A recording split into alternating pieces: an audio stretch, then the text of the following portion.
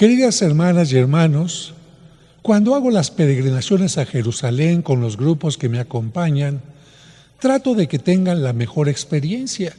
Por eso hago que se metan al río Jordán para que sientan las aguas donde Cristo fue bautizado, aguas donde se curó de lepra un guerrero en tiempo del profeta Eliseo, y para que recuerden también que por esas aguas entró el pueblo de Israel a la tierra prometida.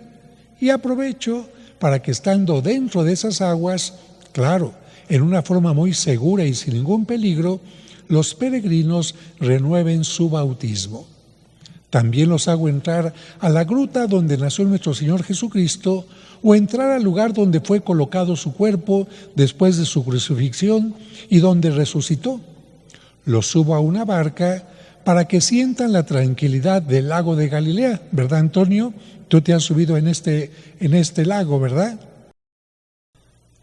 También los hago entrar a la gruta donde nació nuestro Señor Jesucristo, o entrar al lugar donde fue colocado su cuerpo después de su crucifixión y donde resucitó. Los subo a una barca para que sientan la tranquilidad del lago de Galilea, donde Jesús caminó o calmó la tempestad. También celebramos la Santa Misa a la orilla de ese lago, exactamente donde Jesús llamó a sus apóstoles y donde vivió en la casa de Pedro durante sus últimos 3 años. Visitamos también el lugar de muchos milagros, de la última cena, e incluso subimos al monte Tabor, donde se transfiguró. Pero hay un lugar que no es muy agradable visitar y sin embargo hago que lo visiten y que bajen al fondo de un pozo seco que sirvió como prisión. Que vean que en tiempo de Cristo no tenían escaleras como ahora las tiene, y que solo tenía un hueco en la parte superior por donde bajaban a los presos.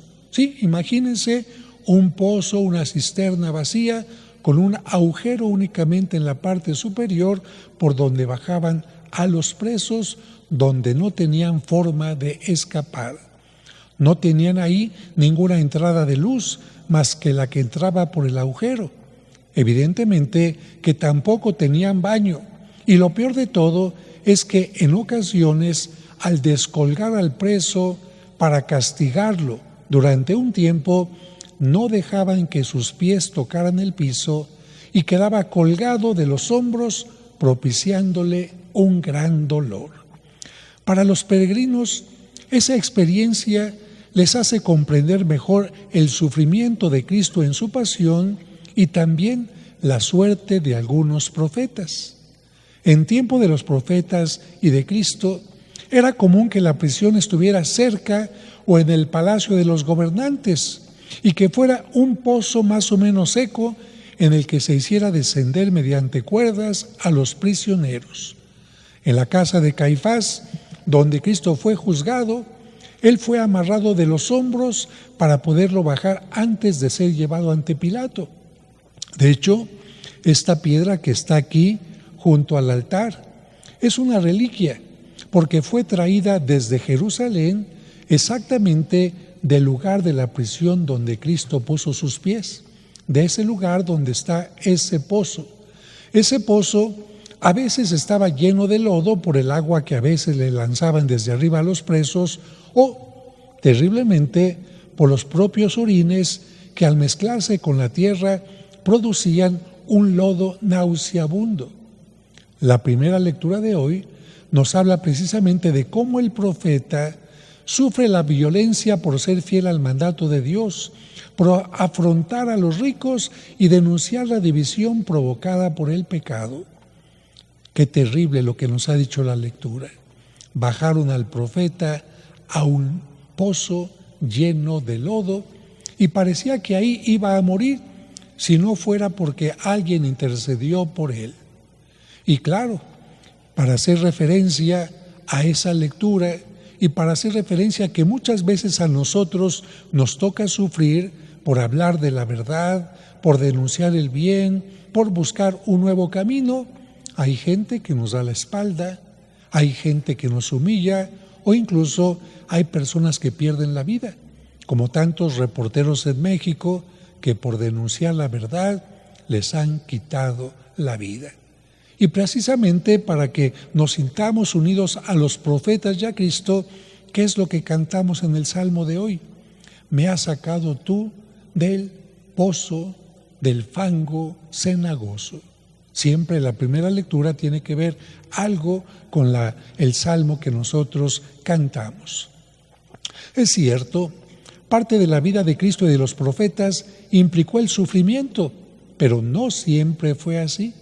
Su vida no siempre fue de sufrimiento. Y es que no es raro escuchar que algunos piensen que para ser un buen cristiano hay que estar sufriendo todo el tiempo porque Jesús murió en la cruz o porque los profetas también sufrieron persecución. Esta idea no es correcta porque en todo caso Cristo solo estuvo crucificado menos de 6 horas y su pasión antes de ser crucificado duró menos de un día, de la noche del Jueves Santo hasta las 3 de la tarde del viernes. Esto nos enseña que Jesús no se la pasó sufriendo todo el tiempo. Podemos decir que Jesús vivió una vida normal y especialmente llena de alegría y de paz, de convivencia, del gozo de los alimentos y de la abundancia, como lo podemos ver en aquella inmensa reunión con miles de sus seguidores, en la que multiplicó los panes y los peces para alimentarlos, o en aquella fiesta de bodas en Caná, en la que convirtió una gran cantidad de litros de agua en vino, o en su paso por Betania, donde descansaba y convivía con Lázaro y sus 2 hermanas, Marta y María, y sobre todo en las palabras de Jesús que dicen: yo he venido para que tengan vida y la tengan en abundancia. Y cuando se refiere a abundancia, no se refiere únicamente a abundancia en dolor o en sufrimiento, sino también en abundancia en los bienes espirituales y en abundancia en los bienes materiales, que bien administrados no son malos. Sin embargo, el día de hoy, Jesús quiere llamar nuestra atención para que la riqueza, la abundancia, el amor, la convivencia y todos los bienes no se conviertan en un impedimento que nos hagan perder el rumbo de nuestra vida. Vamos a hacer un repaso de los domingos anteriores. Ya en domingos pasados, Jesús puso el dedo en el renglón en el asunto del dinero. ¿Se acuerdan? Habló de que Él no es administrador de herencias y más que acumular riquezas materiales, nos enseña que hay que acumular los bienes que nos acercan a Dios. En el Evangelio de hoy va más allá y nos dice que ni siquiera los familiares, fíjense, ni siquiera los familiares deben ser un impedimento en nuestro crecimiento integral, que por supuesto exige el crecimiento de nuestro espíritu. Y es que, por ejemplo, en ocasiones la esposa deja de ir a misa porque el esposo no quiere ir. La madre deja de creer porque los hijos ya no creen. Los hijos no hacen oración porque sus padres no lo hacen, etc. En este sentido, Jesús nos dice que hay ocasiones en que tenemos que ser muy claros con nuestras convicciones y si éstas llegan a ser molestas para otros, no nos debe importar, porque es mejor que nos rechacen o nos señalen por ser coherentes con nuestra fe e ideales, que por querer estar bien con todo el mundo renunciemos a nuestros principios. La división que Cristo viene a traer, que menciona el Evangelio, no se refiere a una división provocada por odios, egoísmos, indiferencias o cosas negativas, sino porque así como en el tiempo de la cosecha se tiene que dividir, separar el trigo de la cizaña o de la paja, también en cada época de la historia hay división entre gente constructiva y gente destructora. Hay división entre gente solidaria o gente indiferente. Hay división en gente que ama o gente que odia. Y recordemos incluso que nos menciona el Evangelio que Cristo dividirá, Cristo separará a ovejas y a cabritos el día del juicio. Pero ¿Realmente Cristo hace la división o la división ya está hecha desde antes? ¿Cristo hace que alguna persona sea oveja y otra cabrito? No. La división ya está hecha antes y Él solamente la remarca. Y aunque el ideal sería que todas las familias compartieran los mismos ideales, la búsqueda del bien y del amor, lamentablemente no siempre es así. Y por eso Cristo nos previene ante esto. No podemos obligar a que los demás sigan nuestra fe o nuestros ideales o valores, pero tampoco podemos dejarnos arrastrar por quienes no los quieren vivir, por quienes no quieren tener fe, por quienes no quieren seguir el camino de Dios. Debemos mantenernos firmes y esa va a ser la causa de la división. Tú no quieres creer, yo sí quiero creer. Tú no quieres amar, yo sí quiero amar. Tú quieres ser un flojonote, yo quiero ser una persona responsable. Ahí está una división. Después de su muerte y resurrección, el día de Pentecostés Cristo hizo descender sobre sus apóstoles el fuego que había prometido. Un fuego, fíjense, no de destrucción, sino de purificación, de transformación, de convicción, que no es otra cosa que el Espíritu Santo. Porque recuerden que el fuego, en el aspecto simbólico, puede representar dos cosas, como el fuego del infierno que destruye lo que no sirve, como el fuego que destruye la basura, dice Cristo. ¿Para qué sirve la basura? Para destruirla, hay que quemarla. No puede haber nada malo enfrente de Dios. No puede continuar viviendo eternamente la porquería, la basura, el odio. Por eso el infierno se representa fuego. ¿Qué es lo que mereces? Destrucción. ¿Qué hiciste con tu vida? Destrucción.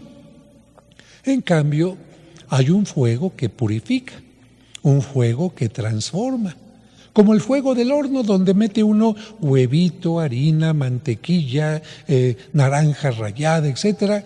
Y ese fuego, bien dominado, a temperatura adecuada, con cuidado, transforma todo aquello en un maravilloso pastel.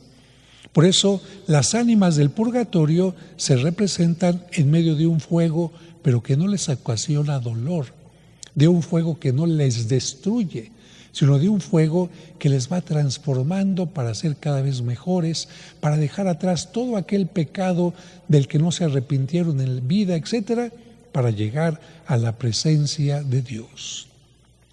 Por eso hay que pedirle a Dios que nos infunda su Espíritu cada vez más para que seamos fieles a lo que Él nos pide. División. ¿Tú quieres ser narcotraficante? ¿Tú quieres ser sicario? ¿Tú quieres ser asesino? ¿Tú quieres estar a favor de los gobernantes corruptos?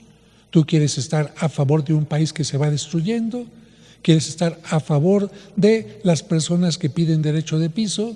¿Quieres estar en favor de quienes cierran las carreteras para vender su droga? ¿Quieres estar en favor de quienes le quitan la vida a un inocente? Bien, entonces estarás del lado izquierdo.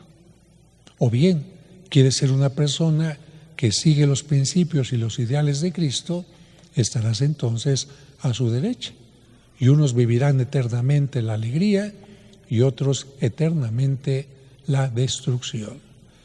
Finalmente, la Biblia nos enseña que en ocasiones nuestras convicciones podrán hacer que seamos perseguidos e incluso asesinados, como ya lo dije, como es el caso de profetas o héroes, pero siempre es mejor morir por lo que vale la pena vivir que seguir viviendo sin razones para hacerlo. Niños, ¿de qué lado quieren estar? Correcto, del bueno, de lo mejor, de la excelencia, del bien.